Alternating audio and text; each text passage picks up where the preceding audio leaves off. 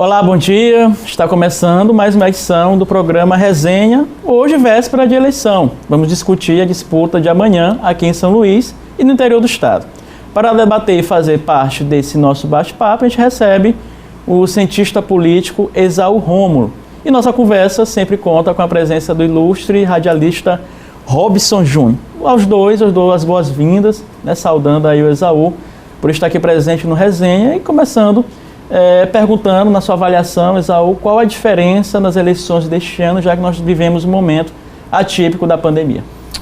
Obrigado, John, pelo convite, também saúdo ao Robson. Essa eleição, ela como a gente já vem dizendo há algum tempo, é completamente atípica, ela tem um componente imprevisível aí, porque se você vai analisar de perto, os eleitores estão fazendo uma avaliação dos mandatos e a resposta que os prefeitos, que os vereadores deram à pandemia, ela vai sim entrar como um componente de avaliação em 2020.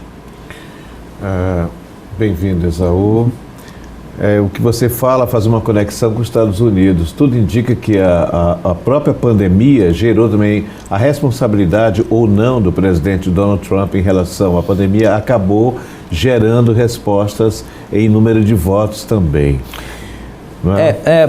Porque assim, a eleição municipal, ela é uma eleição muito mais pé no chão, porque você está lidando com pautas locais, com pautas muito mais próximas, né? E o entendimento do eleitor o prefeito fez o suficiente na minha cidade para combater o vírus, levando em consideração que não é possível contê-lo ainda, a gente não tem uma resposta efetiva que não seja uma vacina. Então, assim, foram feitos esforços o suficiente? Eu enxergo a partir dessas duas perspectivas. Primeiro, se o eleitor entende que se os prefeitos e vereadores levaram a sério isso, e em segundo lugar, se os governantes conseguiram comunicar para a população que eles encararam ou têm encarado a pandemia com um grau de seriedade e de compromisso. Então, o senhor acha que no critério, né, de voto do eleitor, quando ele for avaliar, o senhor acha que isso deve ser um dos fatores determinantes na hora de escolher um candidato?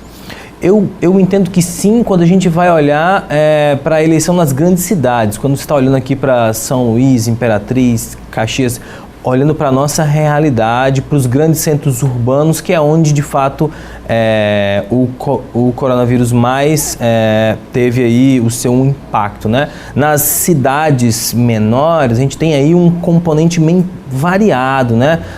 Disputas políticas locais entre os grupos, então eu enxergo dessa forma. Ainda dentro desse tema, Esaú, a gente percebe que todos os candidatos, eles colocaram nos seus programas eleitorais exatamente, olha, vamos fazer isso para o pós-Covid. Sempre é uma linguagem comum de todos eles, nas campanhas, falar de criar hospitais pós-pandemia, e isso também que impacta, quer dizer, não dá para fazer essa eleição sem esse discurso, sem esse tema, é isso? Eu não gosto muito da ideia de enxergar a pandemia como um celeiro de oportunidades, eu não gosto dessa ideia, mas eu entendo que é uma ocasião que nos faz pensar qual é o papel da saúde pública dentro de um país tão desigual como o Brasil. A gente nunca precisou tanto do SUS, a gente nunca precisou tanto de uma rede de atenção que seja conectada, que faça sentido para o usuário do SUS do começo até a ponta, né? Então, eu entendo e eu não acho que esse debate esteja tão vigoroso como deveria estar, de pensar isso que você está chamando de pós-Covid, qual é o compromisso que os candidatos têm com a oferta de uma rede pública de saúde de qualidade, que não visa o lucro, que está ali, de certa forma, comprometida na ampliação da rede, mas numa logística de pensar qual é que é, de fato, o papel do SUS na vida dos brasileiros e, no caso aqui, dos maranhenses. Isaú, o eleitor hoje, ele consegue fazer uma diferenciação melhor, por exemplo. Tem muito candidato que, né, faz aquelas velhas promessas, né, de resolver tudo, de fazer tudo, de solucionar tudo. A gente sabe que não é possível. Ainda há esse eleitor, né, digamos assim, incauto, ou os eleitores hoje estão mais atentos em relação, digamos assim, essas propostas mirabolantes, né, propostas eleitoreiras que sempre chegam em época de eleição? A gente conversava agora há pouco sobre o tempo de TV, né? E eu acho que a gente está aí ainda está numa transição, está mais para o digital do que para o tradicional, mas ainda há muita confusão sobre o papel de atribuição, né? Eu entendo que a gente deveria conversar sobre esses temas a despeito do período eleitoral. Aí é uma questão mais de educação cívica da nossa população para lidar com atributos, né? O que o prefeito, até onde ele pode chegar, ou quais são as competências que um vereador tem. Então, eu ainda enxergo esse debate no Brasil, de que assim, a gente só tem esse tipo de candidato que promete o que não pode cumprir, porque ainda há uma ressonância muito grande, né? Ainda há, infelizmente, uma ressonância no eleitorado de que esse discurso ainda vende, ainda ganha aí alguma aderência por parte de algum eleitorado. Então, como é que você percebe, qual é nós tivemos aqui um entrevistado pelo pessoal do Rumbora Marocá, que é um site que surge esse ano, fazendo exatamente, vou fazer o check-in, isso aqui é real, não é? A história de é fake, não é fake, e a gente inclusive perguntava para eles, Esaú, sobre o futuro deles, e a ideia desse site é exatamente continuar fazendo essa pedagogia. Então, quanto tempo isso, na sua experiência das pesquisas nessa área, leva muito tempo para que o eleitor não se deslumbre com essas propostas que são propostas desse período? Você acha importante isso?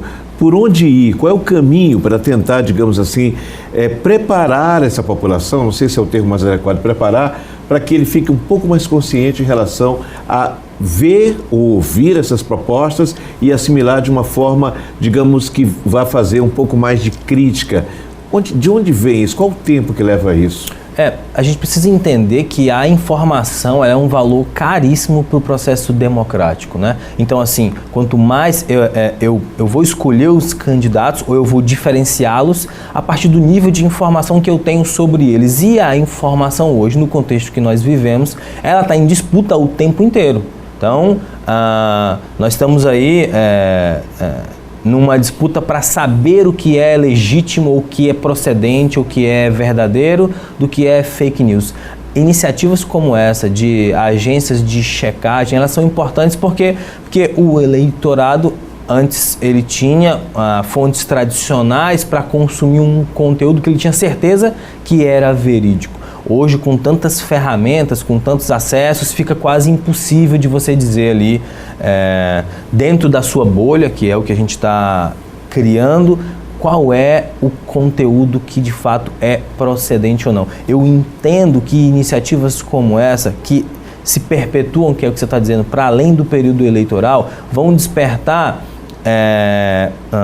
na sociedade civil como um todo, um entendimento de que a campanha eleitoral em si, ela é uma etapa de um processo político muito mais amplo, que começa na construção das alianças, que começa na desconstrução dessas alianças, na formação dos partidos, no cotidiano político. Então, é um processo muito caro e muito custoso eu me informar todos os dias para, no dia da eleição, eu que acompanhei a trajetória daquele candidato, daquela candidata durante 4, 5, que eu conheço a história dele, fica muito mais fácil para você decidir ou para você diferenciar os projetos políticos que estão disputando a preferência do eleitor. E falando em projetos políticos, Esaú, a gente hoje observa, suscitava até grandes cidades, capitais, no processo eleitoral. Hoje a gente observa que em alguns dessas cidades há digamos assim, um debate nacional colocado na pauta local. Por exemplo, candidato A é aliado a Bolsonaro, candidato B é aliado a Lula. Nós temos, por exemplo, pesquisas em São Paulo, Rio de Janeiro, em que mostram quando intensificou-se, digamos assim, a imagem de um certo candidato ao presidente Bolsonaro, ele caiu. Até que ponto? Por quê? Porque isso, de certa forma, ainda influenciou o eleitor. O candidato, porque é do Bolsonaro, ele perde voto. Por que isso acontece? A gente tem um fenômeno inédito nessas eleições, que é o presidente da República não tem partido.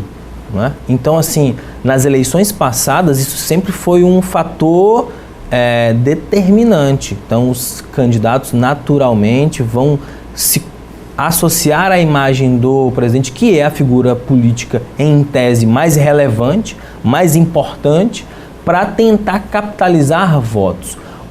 Essas eleições de 2020, elas estão testando a força que esse discurso conservador, que esse discurso bolsonarista ainda tem. E como você bem indicou, as pesquisas estão mostrando exatamente o contrário, né? De que se associar a figura do presidente nos grandes centros urbanos tem um efeito negativo. Então, por quê? A minha avaliação é de que o bolsonarismo ele não dá nenhuma resposta prática para a minha vida. Ele está, basicamente, discutindo pautas pós-materiais. Quais são essas pautas pós-materiais? Ele está discutindo ideologia, ele está discutindo comunismo, ele está discutindo família, ele está discutindo valores que são abstratos. E as eleições municipais, elas pedem dos candidatos respostas práticas. Então, qual é a resposta prática do discurso bolsonarista para o transporte público? Então, assim, fica muito difícil no próprio discurso do presidente identificar quais são as alternativas, quais são as soluções, por exemplo, para a economia. Então, eu acho que a resposta passa aí por esses aspectos. Muito bem. Robson, Esaú, a gente pede licença a vocês, porque nós vamos a um rápido intervalo e na volta a gente continua aí falando sobre eleições e, claro, a pauta local. É só um instante, a gente volta já já. Estamos de volta aqui com o programa Resenha, conversando com o cientista político Esaú Rômulo. E a primeira pergunta desse segundo bloco, Robson, é contigo. Esaú, parece paradoxal que numa idade midiática, como esse caldeirão midiático em que a informação chega muito mais rápido, que isso atrapalhe. Em tese, um mundo cada vez mais informado, com ferramentas que se multiplicam a toda hora, como saúva, no inverno, e nós estamos chegando nesse período, é paradoxal que isso atrapalhe, que tenha como efeito colateral a história das fake news. Como é que o cientista político percebe essa cena? Então, muito do debate que nós estávamos discutindo no bloco anterior passa pelas questões da ancoragem da informação, né? Onde essa informação efetivamente está ancorada. E a dificuldade em discernir isso é justamente porque tem um custo político para eu me informar, né? Você pensa no trabalhador brasileiro que se desloca para o trabalho, depois do expediente. Você imagina o custo de ligar num programa de TV, ligar num programa de rádio, ler uma matéria e ter que desconfiar de que aquela matéria pode não ser verdade, ter que ler a segunda, a terceira, ver uma quarta opinião. Então há um custo muito grande. E nessa era digital, em que os algoritmos das redes sociais vão colocando a gente para interagir com pessoas que confirmam as nossas expectativas, fica de fato muito difícil para que eu saia dessa zona de conforto e cogite que a minha visão de mundo ou a minha convicção sobre um assunto específico, ela possa estar equivocada. Então quer dizer que essa nossa aldeia global, ela acaba sendo, na verdade, uma armadilha para que a gente não entenda. Porque a gente diz, inclusive, para o ouvinte diariamente no programa, olha, busque sua fonte e tal, mas, poxa, imagina a cena. Estou aqui, uma pessoa recebe essa notícia. O que ele faz? Ele quer compartilhar. ele não vai buscar uma segunda, uma terceira, uma quarta, que é uma coisa mais afeita a nós que estamos ligados aqui mais à informação, ao bom dia, ao dia a dia da informação. Fica muito complexo isso. Difícil. Ou seja... É um desafio. Eu acho que as eleições norte-americanas, elas não dão a resposta, mas elas mostram ali alguns sinais, né, de como que a autoridade máxima está contestando algo que está todo mundo dizendo, olha, ele venceu a eleição. Não, mas eu não perdi. Então, assim, qual é o lugar que a gente está discutindo sobre verdade, ou se não é possível falar em verdade aí, nesses primeiros 20 anos do século XXI? Bom, política maranhense, né, São Luís, e essa semana foi decisiva, amanhã é o dia da votação, hoje sábado, e Esaú, qual a sua avaliação que você faz desse período todo, das eleições aqui em São Luís, em relação às eleições que já passaram, ou se vê algo diferente, né, qual a avaliação, análise das eleições, dos candidatos aqui na capital maranhense? Eu acho que dá para fazer uma avaliação, John, sobre que narrativas que se destacaram nessa campanha de primeiro turno. Eu acho que, em primeiro lugar, a gente teve o candidato Eduardo Braide com uma campanha muito tímida, com um jogo de muita segurança, olhando muito para o que ele conquistou lá em 2016, né? Então, assim, tentando consolidar um eleitorado, não dizendo muito, mas dizendo pouco. E, por outro lado, uma disputa muito grande dentro da base aliada do próprio governo Flávio Dino, que tensiona aí para esse final de segundo mandato e que coloca aí algumas dúvidas sobre para onde que esse projeto político que o Flávio Dino montou lá em 2014, para onde é que ele vai. Então, eu entendo que a lição que esse primeiro turno mostra para a gente como vai ficar o tabuleiro da política maranhense, olhando já, contando o legado do que foi o governo Edivaldo Holanda Júnior e do que foi e do que está sendo o governo Flávio Dino. Na sua avaliação, qual é o peso, a importância, já que a gente falava de Bolsonaro, né, ainda no bloco anterior, qual o peso e a importância do prefeito Edivaldo e do governador Flávio Dino? Porque a gente vê vários candidatos atrelando suas imagens aos dois, né, que, segundo as pesquisas, tanto o governador Flávio Dino quanto o Edivaldo estavam em torno de 60% de aprovação aqui na capital. Então, qual a importância, o peso deles dois no processo político aqui em São Luís? Eu acho decisivo, acho que o governador Flávio Dino tem aí um capital político adquirido em cima dele extremamente relevante, mas que o principal desafio, como de qualquer grande coalizão, é a manutenção disso, né? Eu tenho aí forças políticas que não estão no mesmo espectro ideológico, né? Você tem um governo de centro-esquerda que foi composto por diversos partidos com interesses muitas das vezes antagônicos, e o que está à prova de fogo é a capacidade que o Flávio Dino tem de conseguir contornar isso em torno de um mesmo projeto, em torno de uma plataforma de governo. Essas eleições já mostraram os limites dessa coalizão, né? Eventuais rachaduras e como é que a resposta que eu acho que a gente vai ver nessa eleição é para onde que isso vai. Eu não avalio, pelo que a gente viu nesse primeiro turno, que essa coalizão vá se manter aí da mesma forma. Acho que a gente já vai começar a ver algumas dissidências mais sérias nos próximos meses.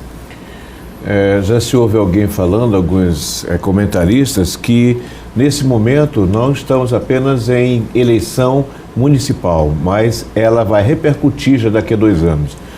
O que se está se desenhando, como é que você percebe? Já é um desenho ou redesenho, só para ratificar aquilo que você já falou, para 2022, já com disputas, nós temos eleição a cada 2 anos, né? Então, como isso vai impactar no próprio substituto de Flávio Dino? Como é que você percebe nesse momento, já com essas rupturas que já começam a aparecer, até porque fazer uma coalizão dessa não é fácil. O governador juntou muitos grupos, os mais variados sentimentos, né, anseios. Como é que você percebe isso já com uma projeção para 2022? A gente ouviu sim de que a gente tem que olhar para 2020, mas quando você olha para o impacto que essa eleição tem, isso vai respingar diretamente nas pretensões nacionais que o Flávio Dino pode eventualmente ter em 2022. Ela é uma das principais figuras antagônicas ao governo federal, ganhou muita projeção.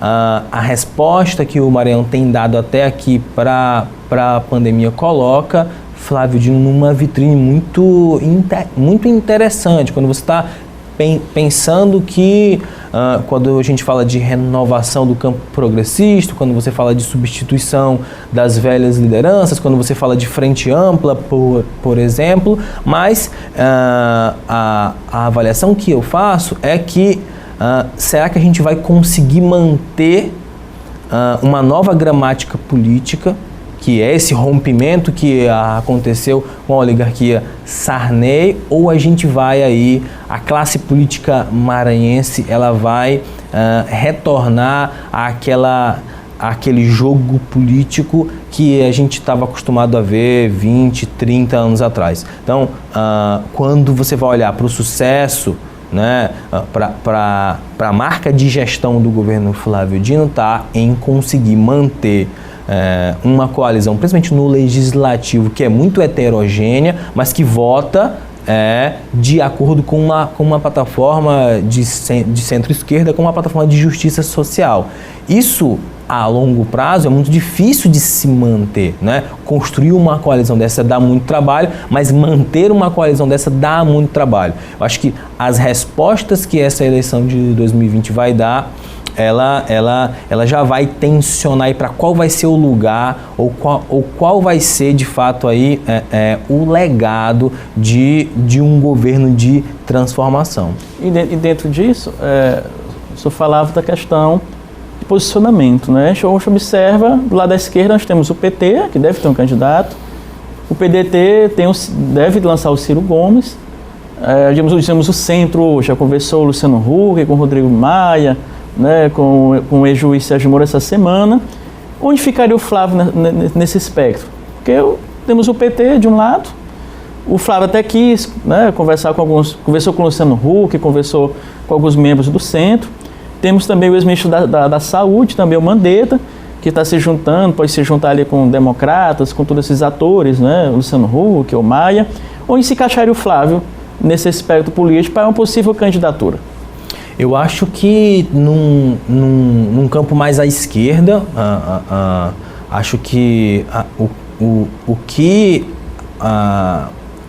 Flávio Dino agrega para uma projeção nacional está colocado completamente no campo progressista. Esses outros nomes que você cita, como Moro, como Luciano Huck, que eu fico extremamente incomodado com isso, porque é uma figura política que a gente não sabe o que pensa. Ele só aparece o rosto.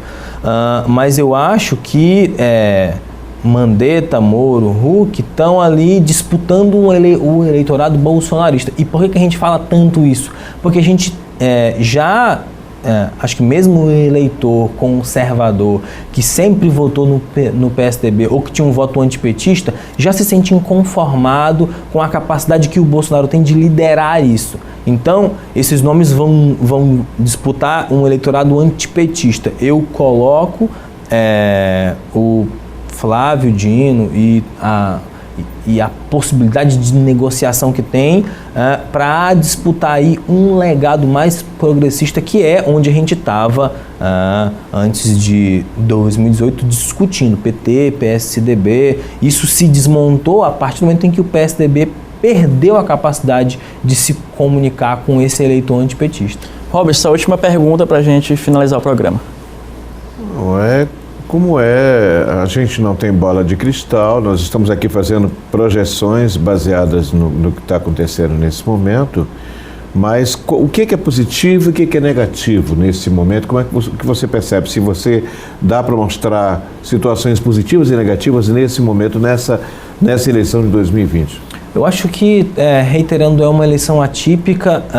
Eu vejo que a gente ainda tem muita dificuldade em compreender quais são os sentidos ou quais são os limites de até onde vai uma eleição municipal. Fiquei na expectativa de que a gente discutisse mais questões práticas relacionadas à cidade de São Luís, no que diz respeito a plano diretor, mobilidade urbana. Acho que quem mora aqui, quem tem um apreço por essa cidade, acho que entende que a gente precisa pensá-la para além de 8 anos, né? 8 anos no máximo, mas olhar para que cidade a gente vai ter daqui 2, 3 décadas. Então, eu entendo que um debate em primeiro e um debate em segundo turno tem que pensar fundamentalmente essas questões. Muito bem, a gente agradece, Esaú, pela participação no programa. Robertson também, estaremos no próximo sábado aqui. E a resenha fica por aqui. E lembrando que amanhã é dia de exercer a democracia de votar. Vamos respeitar as medidas sanitárias, chegar cedo e votar com consciência, que é o mais importante. Um ótimo final de semana para você e até o próximo sábado. Tchau, até lá.